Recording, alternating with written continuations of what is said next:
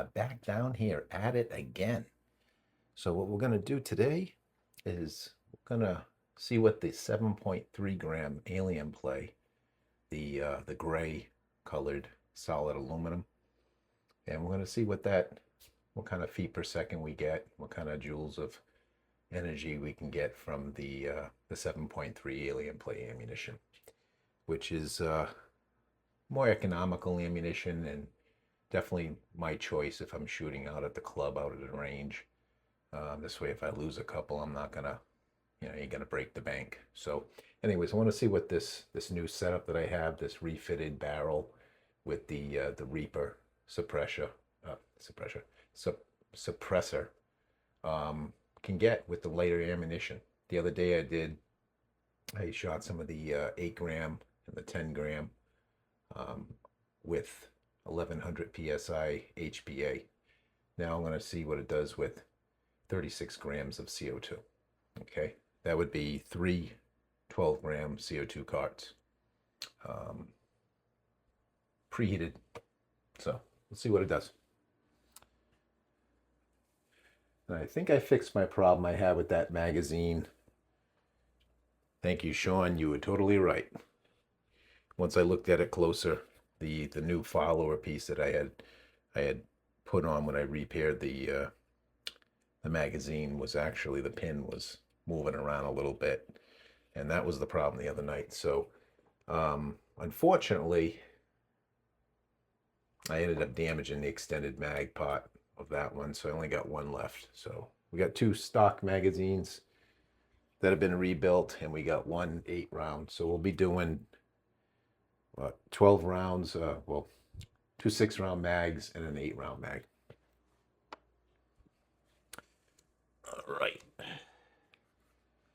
See what we got for pressure here. All right, so we got 850, 846 psi is what we have here on the digital gauge on the Pistelle X-68 digital gauge. And we're gonna, all right, it sounded good. Turn the laser on, and we'll turn this stuff on. All right, let's see what we get out of these 7.3 alien play. All right, put the stock. So one thing I like about this is you got a good range of adjustments on this stock. All right, I'm going to step back a little bit here, and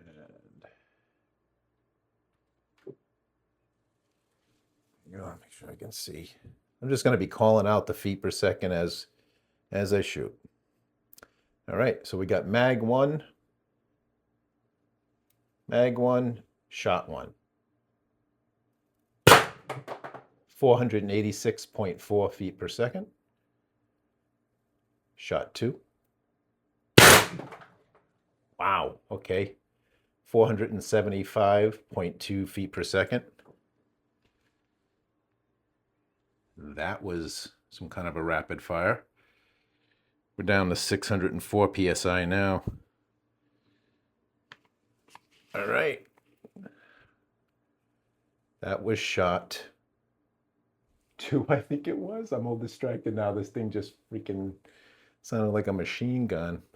All right, let's try it again. Shot 3.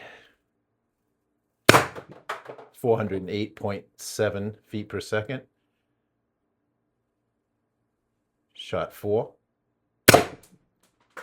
393.8 feet per second. Shot 5.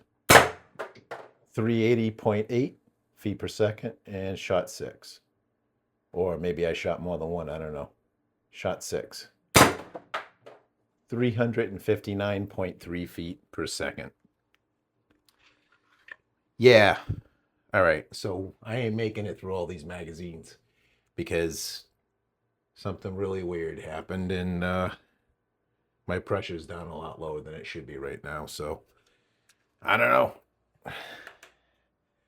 I'll be lucky if I can get, yeah, I'm probably not even going to get through the second magazine, but let's see what it'll shoot anyways.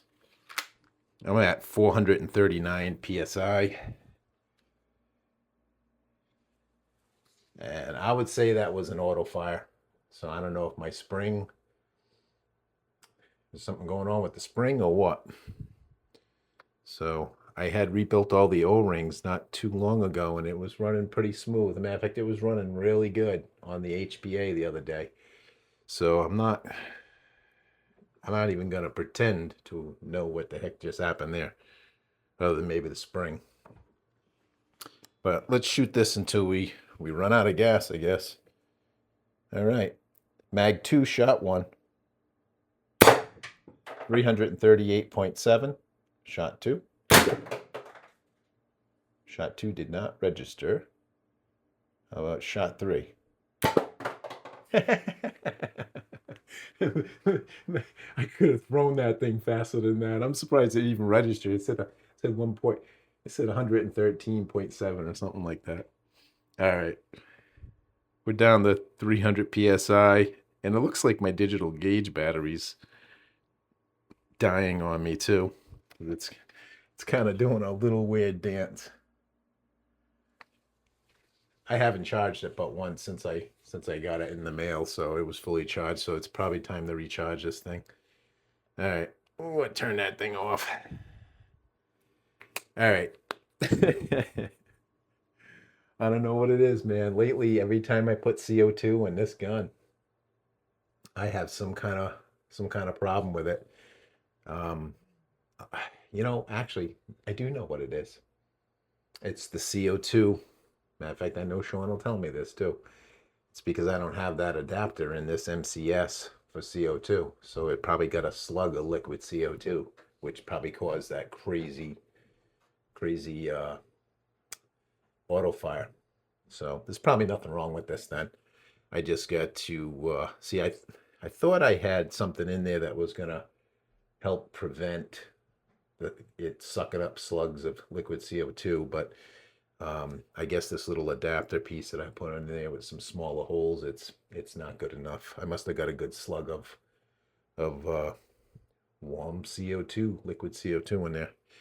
All right, well, we got some numbers anyways. Maybe the first mag probably gave me some decent numbers. I'll be curious to see what the feet per second was on, what the power number was on that crazy auto fire shot. But yeah, I think I know what it is. I think I'm not going to be able to run CO2 on here until I get that other I forget what they call it. MCS sells it that you slip it in for CO2. It's supposed to help prevent liquid CO2 from getting in there. Either that or now I'm wishing I never drilled through my mercury rise adapter, because that was designed for CO2. But I did, so that's useless to me. I guess I could pick up another one of those too. Anyways, before I get accused of being too chit-chatty, I think I'm going to end this video. Before I do, though, I want to check the punctures really quick and see, in case I got, oh yeah, we got all kinds of activity going on here. We'll check the punctures really quick, because what I ended up doing was I swapped out my Pistelle handle quick puncture with a fairly new one. I don't think I used it that much that I had on my BP50. And I feel like this one definitely probably gave me a better puncture. I know this one didn't have quite nowhere near the mileage that my Pistelle one did anyways.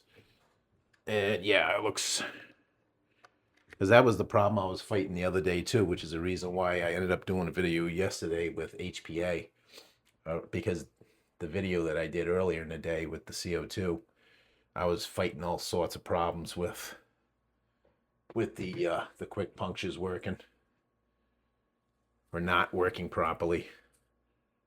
But that one looks pretty good. So I'm just gonna keep running with this other quick puncture, and that's what I'm gonna do. All right. let me see what these did here. That was the problem I had too. It wasn't just the real small pinhole puncture I had in the handle CO2, but only one of the two in this Umerix 2 times 12 gram punctured yesterday, early yesterday as well when I was testing this. So hopefully today they both punctured, but if they didn't, then, obviously I can explain also low shot count. Not just that auto fire probably sucked up a lot of the CO2, but could be, if they didn't both puncture, that would be another explanation for me. So last in, first out. Yeah, it didn't puncture. So my puncture woes have returned. I don't know. And this is the other puncture cap that has a sharper piercing device on it. But yeah, this one, it like dimpled a little bit. That's about it.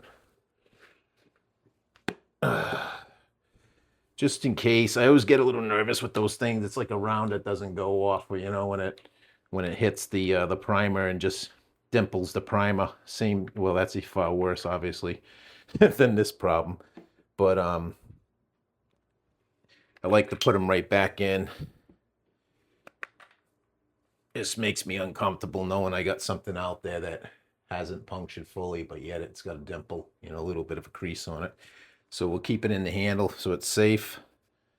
And let's see with the first one. I know the first one in, last one out. I know this one had the puncture because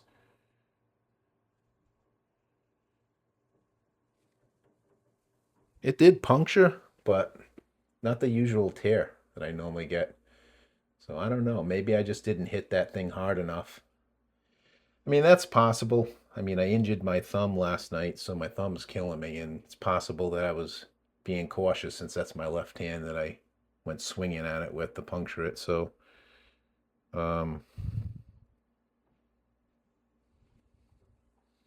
there is a hole in this one, though. It's just tiny. Yeah. Well, so that too can explain a lot of things, but I think the reason why it auto-fired is probably because I don't have the right setup for CO2 now. So I'm just going to be shooting HBA out of this for the foreseeable future, I think. And I'm okay with that because I need to do more with HBA. I need to actually get more volume as well back here, some kind of an expansion chamber to use with the HBA. So I may actually just mount the bottle up top, see if I can either get one or create a mount for it for the HBA tank up here. I'll take the preheater assembly off for the time being, and maybe I'll just mount it up here and plumb it right in through the Vulcan car stock since I got all that expansion available to me.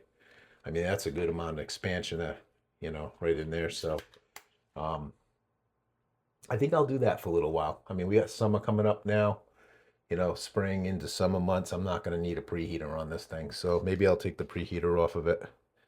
And I'm working on a Gen 3 preheater anyways. It's going to reduce the amount of control components. Going to get rid of this little control box on the side and try to clean it up a little further and simplify the design. So I'll be working on that, and maybe in the fall I'll start using that, hopefully outdoors, ideally outdoors, because I never did test that setup outdoors, and which is the whole point. I want to be able to use it outdoors at the range in the spring and fall months. So I'm working on Gen 3 of the preheater. So I think I will take this unit off, and we'll just start doing HPA through this from now on all summer and have some fun with high pressure HPA. Yeah. All right. Well, anyways, thanks for watching, and peace out.